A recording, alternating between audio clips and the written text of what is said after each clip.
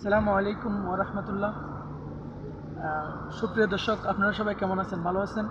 আজকে এই ব্লগটার কারণ হচ্ছে যে আমরা যারা এখন বর্তমানে কাতারের মধ্যে আছি, যারা আমাদের প্রবাসী ভাইরা আছে, সবার উদ্দেশ্যে একটা অনুরোধ থাকবে আমার, যারা নতুন করে আবার বিদেশে আসতে যাচ্ছেন, তারা প্রথমে আসার আগে প্রথম স্টেপ হচ্ছে আপনি আসার আগে জিজ্ঞেস করবেন যে কাতারের অবস্থা কীরকম। বাট আপনারা যিনি নিয়ে আসতেছেন, এখানে অনেকে দেখতেছি আমাদের ছোটো ভাই বড় ভাইরা অনেক অনেক কষ্টের মধ্যে আছে, সেটা আমরা দেখতেছি। আমরা ভালো আছি, এটা আলহামদুলিল্লাহ।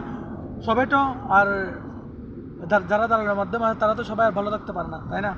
তো আপনারা সবাই জেনে শুনে আসবেন ভাই। বিদেশে এটা এমন একটা জিনিস, যখন আপনি চলে আসবেন তখন বুঝতে পারবেন, দেশে থাকতে আপনি বুঝবেন না। যেমন আমি নিজে বুঝতাম না, যখন এক সময় আমি দেশের মধ্যে ছিলাম, তখন আমার আমার কি মনে হতো, আমার মনে হতো তখন যে আমি এখনও মায়ের কুলের মধ্যে আছি। যখন বিদেশের মধ্যে আসলাম তখন বুঝতে পারতেছি এই প্রবাসটা কীরকম একটা জেলখানা।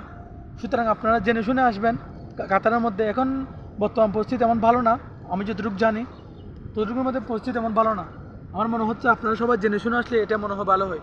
সুতরাং আপনাদের উদ্দেশ্যে একটা কথা বলতে চাই, ভাইয়েরা, আপনারা সবাই কাজের অবস্থান জেনে সব কিছু জেনে শুনে আসবেন।